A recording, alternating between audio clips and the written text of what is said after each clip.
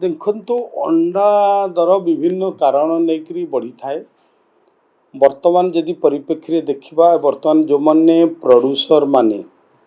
पखापाखि 7 टंका 15-20 पैसा से माने जो प्रोडक्शन होठू आणुचंती एवं खुचुरा व्यवसाय माने पखापाखि 9 टंकार बिक्री होवार नजरी आसी। आर अनेक कारण रोचे जे वर्तमान आमर एक्सपोर्ट वर्तमान वर्ल्ड वाइज वृद्धि पाई एवं जदि देखिए एशियन एवं आफ्रिकान कंट्री गुड़ाक आमर अंडार बहुत चाहिदा अच्छी जा फल कि आमर यही अंडा बाहर को एक्सपोर्ट हो जाउची। तापर आउ गोटे कारण देखिबा ए वर्ष बहुत जोटा गरम हला समर रे बहुत मोर्टालिटी संख्या वृद्धि पाई जा फल कि मोर्टालिटी संख्या जो वृद्धि पाई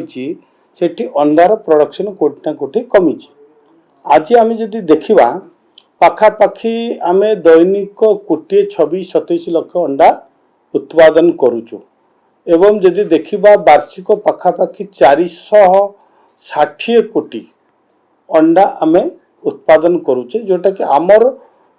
रिक्वायरमेंट रही पखापाखि 800 ରୁ 900 कोटी अंडार आमर ओडिशा रे ही रिक्वायरमेंट रही। तेणु आपको नजर रखी आम सरकार बर्तमान विभिन्न प्रकार योजना करिसेंती जो योजना की जो पोल्ट्री फार्म करने मुख्यमंत्री कृषि उद्योग योजना रे 1 कोटी टंका पर्यंत सब्सिडीर व्यवस्था रही एवं जोटा 500 ରୁ आरंभ करी 5000 जो कुकुटा पालन करने से 50% पर्यंत आम सब्सिडीर व्यवस्था करुचु एवं यही चाहिदा को मेंटेवा वर्तमान आम अंडा को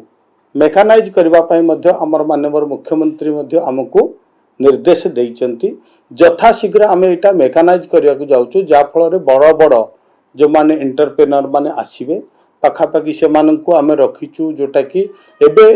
रही सीलिंग 1 कोटी टंका पर्यंत आम सब्सिडी दौचु सेटा पखापाखि 10 कोटी टंका पर्यंत सब्सिडीर व्यवस्था रहिबो जहाँफल कि अंडार चाहिदा यथाशीघ्र आम पूरण करने लक्ष्य रखीचु। निश्चित भाव में वर्तमान आम अंडा उत्पादन रे ओडिशा को आत्मनिर्भर करूँ एक कथा आम कहीचु एवं करिकरी देखैबु। एबे जदि आपण माने देखंतु हाराहारी आग अपेक्षा अंडा उत्पादन बहुत वृद्धि पाई एवं हठात दर बढ़िबार आहुरी भी कारण रही। विभिन्न स्कूल वर्तमान जो खोली जाइए स्कूल गुड़ाक रिक्वायरमेंट अधिक वृद्धि पाई। ये जो अंगनवाड़ी स्कूल एगुड़ाक अंडार चाहिदा जो आमर सरकार तरफ जो मध्याह्न भोजन रे दिया जाउची। तेणु मोटामोटी कहवाक गले निश्चित भाव में आम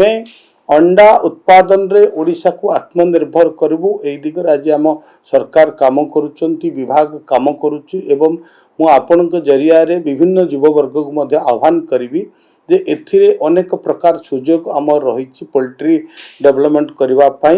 ताकू आपण माने आउरी गाँ गहल रे पहुँचेबा एवं अधिक रु अधिक प्रोत्साहन व्यवस्था आम करने को जाऊँ जहाँफल कि युवक माने आत्मनिर्भर हो पारे उत्पादन वृद्धि हेब अर्थनैतिक क्षेत्र में आम अग्रसर हवा ग्रामीण अर्थनीति वृद्धि पाइब। वर्तमान जो रेट बढ़ी ताकू केमती दर को रोका जाय परिबो से किछि देखंतु वर्तमान जो रही विभिन्न स्तर रे धीरे धीरे ताहा कमिबो उत्पादन धीरे धीरे वृद्धि हबो। वर्तमान जो कथा मु कहली मोर्टालिटी जोटा अधिका थिला पुणी सेटा को आम फिलअप करने विभिन्न फार्म मान करा जाउची एवं फार्म मान सहित कथबार्ता चली जे सेमाने केमती तांकर जो अधिक उत्पादन वृद्धि पाइबो से दिगरे सरकार वर्तमान चेष्टा करुछन्ति। जदि आपनकु आम भिडियोटी भल लागिला तेबे आम चैनल को लाइक शेयर सब्सक्राइब करने को जमा भी भूलंतु नहीं।